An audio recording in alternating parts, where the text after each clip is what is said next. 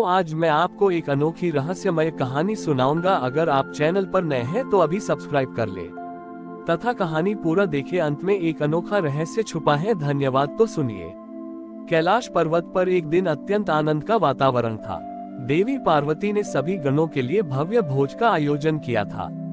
भूत, प्रेत, पिशाच और छोटे बड़े गण सभी स्वादिष्ट व्यंजनों का आनंद ले रहे थे। भोज समाप्त होने के बाद नंदी, जो सबसे प्रमुख गण और शिव के प्रिय वाहन थे, महादेव के पास पहुंचे। नंदी के मुख पर संतोष था, पर मन में एक गहरा प्रश्न था। नंदी ने विनम्रता से पूछा, प्रभु, हम सभी गण आपकी सेवा करते हैं, परंतु हम देखते हैं कि आप मुझ जैसे शांत और संयमी गणों को जितना प्रेम देते हैं, उतना ही प्रेम आप उन गणों को भी देते हैं जो भस्म लपेटे, विकृत चेहरे वाले हैं, जो अक्सर शोर मचाते हैं और सांसारिक मानकों से अशुभ माने जाते हैं। नंदी ने आगे कहा, महाराज, क्या अच्छे और बुरे, सुंदर और बदसूरत, शांत और अशांत गणों के प्रति आपका प्रेम भेदभाव रहित क्यों है?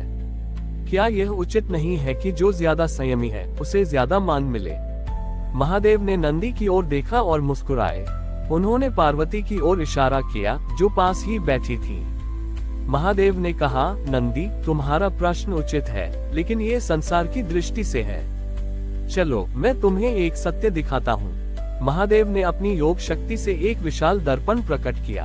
ये दर्पण ऐसा था कि यह केवल बाहरी स्वरूप नहीं, बल्कि जीव के भीतर की सबसे गहरी भूख को दर्शाता था। महादेव ने नंदी को दर्पण में देखने को कहा। नंदी ने पहले स्वयं को देखा। दर्पण में नंदी का स्वरूप एक विशाल, शक्तिशाली और शांत वृषभ बैल का था। उसकी भूख के स्थान पर दर्पण में सेवा और समर्पण की प्यास दिखाई दी। फिर महादेव ने एक भयानक दिखने वाले गण को दर्पण के सामने आने को कहा, जिसका शरीर विकृत था और आंखें क्रोधी थीं। जब वह गण दर्पण में आया तो नंदी ने देखा कि उसकी बाहरी क्रूरता के पीछे उसकी आत्मा में एक गहरी भूख थी, और वह भूख थी अस्वीकृति से मुक्ति और सुरक्षा की। उसे संसार ने ठुकराया था और वह केवल छोटी ईव के आश्रय में पूर्ण स्वीकृति चाहता था। एक पिशाच को बुलाया गया जो हमेशा शोर मचाता था। उसकी भूख थी अकेलेपन का भय। वह शोर मचाकर अपनी उपस्थिति दर्ज कराना चाहता था, ताकि उसे यह महसूस न हो कि वह अकेला है। महादेव ने तब नंदी को समझाया, नंदी, संसार बाहर से देखता है और शांत तथा अशांत में भेद करता है, लेकिन मैं केवल भीतर की भूख देखता हूँ। तुम शांत हो, क्योंकि तुम्हारी भूख केवल सेवा की है और वह पूरी हो चुकी है। वे भूत, प्रेत और पिशाच शांत नहीं हैं, क्योंकि वे अभी भी पीड़ा और अस्वीकृति की भूख से पीड़ित हैं। मेरा प्रेम उनके प्रति कम नहीं हो सकता, क्योंकि वे अधिक पीड़ित हैं। मैं उन सभी को अपने पास रखता हूँ, क्योंकि कैलाश ही वह स्थान है जहाँ उनकी सभी प्रकार की भूख को प्रेम और स्वीकृति से शांत किया जाता है।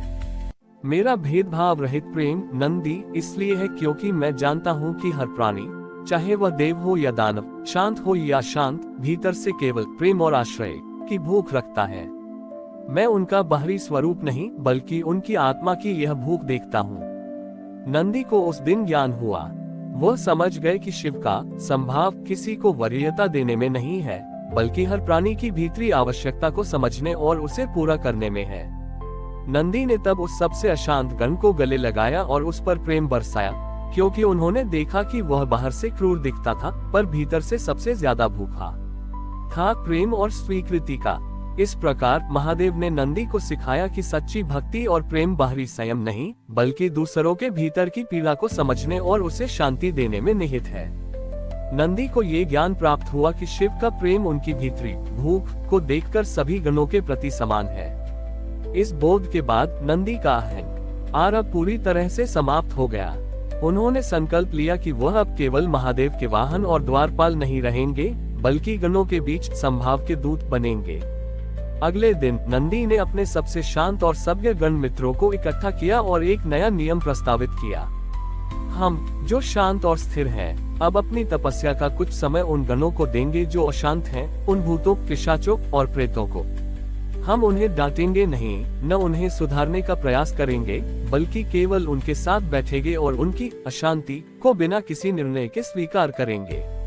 ये कार्य सरल नहीं था। जब शांत गण अशांत गणों के पास जाते तो उन्हें उनकी तेज आवाज, अजीब हरकतें और नकारात्मक ऊर्जा विचलित करती थी। एक भूत जिसका नाम झंझावत था हमेशा भयानक शोर मचाता था।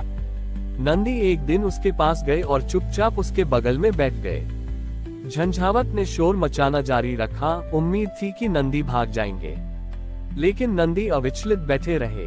झंझावत ने शोर को और बढ़ाया, पर नंदी की आंखें केवल शांत और स्थिर थीं। झंझावत ने अंत में पूछा, तुम भागते क्यों नहीं? क्या तुम्हें मेरी अशांति से डर नहीं लगता? नंदी ने पहली बार जवाब दिया, मुझे डर नहीं लगता झंझावत। मैंने शिव के दर्पण में देखा है कि तुम्हारी अशांति तुम्हारे भीतर के अकेलेपन और भय की भूख है। मैं तुम्हारी अशांति को दूर नहीं कर सकता, पर मैं तुम्हारी भूख को अपनी स्वीकृति से शांत कर सकता हूँ। ये सुनकर झंझावत पहली बार स्तब्ध हुआ। उसे जीवन में पहली बार किसी ने उसकी बाहरी क्रूरता के बजाय उसके भीतर की पीड़ा को समझा था। झंझावत रोने लगा और उसका शोर अचानक सबसे मधुर संगीत में बदल गया। उसका हृदय वर्षों से दबी हुई अस्वीकृति के भार से मुक्त हो गया। जब अन्य शांत गणों ने देखा कि नंदी ने केवल मौन स्वीकृति और संभाव से एक सबसे अशांत गण को शांत कर दिया, तो वे भी प्रेरित हुए। उन्होंने अपने ज्ञान और ध्यान की शक्ति का उपयोग अब स्वयं को शांत रखने के बजाय दूसरों की अशांति को स्वीकार करने और उसे अवशोषित करने में करना शुरू कर दिया। नंदी ने तब महादेव के सामने जाकर कहा, प्रभु, अब मैं समझा आप क्यों उन अशांत गणों को अपने पास रखते हैं। वे हमारे आध्यात्मिक अभ्यास की अंतिम कसौटी हैं। वे हमें सिखाते हैं कि सच्ची शांति केवल भीतर नहीं होती, बल्कि तब होती है जब हम बाहर की सबसे बड़ी अशांति को भी प्रेम और स्वीकृति से अपना लेते हैं। महादेव ने नंदी को आशीर्वाद दिया और कहा, यही मेरा शिवगण सिद्धांत है नंदी। जो स्वयं पूर्ण है वह अपूर्ण को स्वीकार करता है। मेरे गण मेरे हृदय की विभिन्न भावनाएं हैं, कुछ शांत हैं, कुछ शुद्ध हैं, लेकिन वे सभी मेरे हैं। और तुम अब केवल मेरे वाहन नहीं, बल्कि मेरे संभाव के प्रतीक हो। इस घटना के बाद कैलाश गणों के बीच एक नया युग शुरू हुआ। शांत गणों ने अशांत गणों को सिखाया कि शांति कैसे प्राप्त करें, और अशांत गणों ने शांत गणों को सिखाया कि जीवन की वास्तविक समस्याओं को कैसे बिना विचलित हुए स्वीकार करें। और इस प्रकार नंदी ने केवल महादेव की शिक्षा को समझा नहीं, बल्कि उसे अपने जीवन में उतारकर कैलाश को भेदभाव रहित स्वीकृति का सबसे बड़ा धाम बना दिया।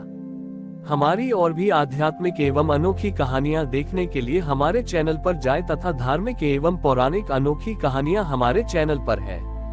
कृपया जाके देखें तथा हमारे चैनल को सब्सक्राइब करके रखें और वीडियो लाइक जरूर करें। धन्यवाद।